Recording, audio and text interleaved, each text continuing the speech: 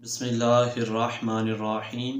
अस्सलातु वस्सलामु अलैका या सय्यदी या रसूल अल्लाह व अला आलिका व अस्हाबिका या सय्यदी या हबीब अल्लाह। अल्लाहुम्मा अंसिलहुल मक़अदल मुक़र्रबा इंदका यौमल क़ियामा। आज मैं नसीहत नंबर 32 आपके सामने पेश करूँगा, जिसमें ये बयान हुआ है कि जनाजे में शरीक होना।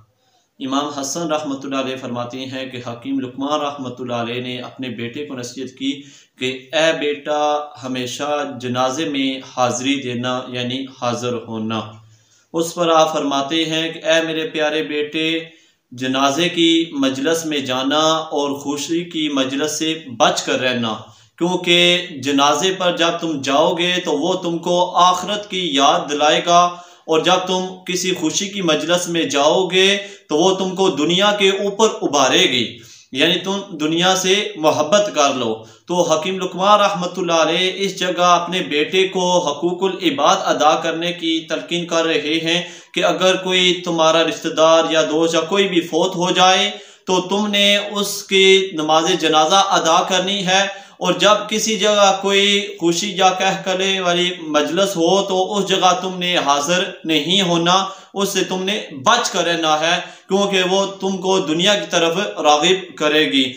आप सल्लल्लाहु अलैहि वसल्लम ने शुरू में ख़वातीन की बेसब्री की वजह से कब्रिस्तान में जाने से मना कर दिया, यानी तुम कब्रिस्तान में ना जाया करो। बाद में आप सल्लल्लाहु अलैहि वसल्लम ने इसकी इजाज़त दे दी, और आप सल्लल्लाहु अलैहि वसल्लम ने इरशाद फरमाया कि तुम कब्रों की ज़ियारत किया करो, ये तुमको आखिरत की याद दिलाएगा। यानी कब्रों की ज़ियारत करने से आखिरत की याद बंदे के दिल में पैदा होती है। एक और मरतबा आप सल्लल्लाहु अलैहि वसल्लम ने इरशाद फरमाया कि जो बंदा जनाजे में शरीक होता है, जनाजा अदा करता है, अल्लाह ताला उसको 2 ओद पहाड़ों के बराबर सवाब अता फरमाता है। यानी अगर कोई बंदा भी जनाजा अदा करता है, आप सल्लल्लाहु अलैहि वसल्लम ने इरशाद फरमाया कि जो बंदा 5 चीज़ें एक दिन में अदा करता है, अल्लाह ताला उसको जन्नतियों में लिख देता है। नंबर 1 कि अगर जुम्मे का दिन है तो वो जुम्मा अदा करता है और साथ जुम्मे के दिन रोज़ा रखता है।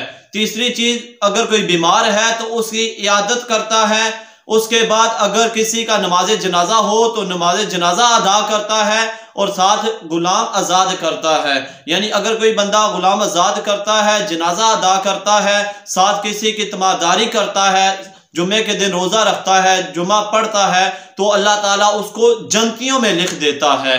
तो इसमें जो सबक मिलता है हमको यही कि अगर कोई भी बंदा फौत हो तो अल्लाह ताला की रज़ा के लिए बंदे को जनाजा अदा करना चाहिए, क्योंकि ये हुकूकुल इबाद में भी आता है कि बंदा जब भी कोई फौत हो जाए तो उसकी नमाज जनाजा में तुम शिरकत करो। अल्लाह ताला की बारगाह में दुआ है कि अल्लाह ताला इस पर हम सब को अमल करने की तौफीक अता फरमाए।